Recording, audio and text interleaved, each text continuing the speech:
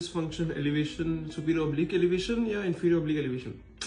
Are you confused with the function of the extraocular muscles? Don't worry, I got you. So now let's talk about the extraocular muscles. First thing you need to know a PYQ is there are total how many number of extraocular muscles? 7. 6 mentioned over here, and along with that the levator palpebris superioris. So let's talk about the 6 extraocular muscles over here. You need to know that the medial rectus and the lateral rectus do not have any secondary or tertiary function.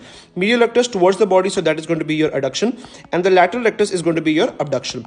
Talking about the superior rectus, as you see, superior is the word, so it goes for your elevation, and inferior, so that is going to be your depression. Now to talk about the secondary function, remember this mnemonic SIN. So all the superiors are going to be intortors. So this is going to be intorsion over here, and along for the superior oblique is also going to be intorsion, while the inferior rectus is going to be extorsion. Now, so you need to remember another thing is the secondary function of the superior rectus and the inferior rectus are actually the primary function of the superior oblique and the inferior oblique. So superior oblique is going to be your intorsion, while the inferior oblique is going to be your extorsion. So to remember the secondary action, you need to know the action of the superior oblique is that it pulls the eyeball inwards. So it is going to be downwards, that is going to be depression, while if you see the inferior oblique, it is going to be your elevation. To remember the tertiary action of the oblique muscles, remember this mnemonic ABO. O will give you a hint of oblique, and AB stands for abduction, and the opposite of abduction is going to be your adduction.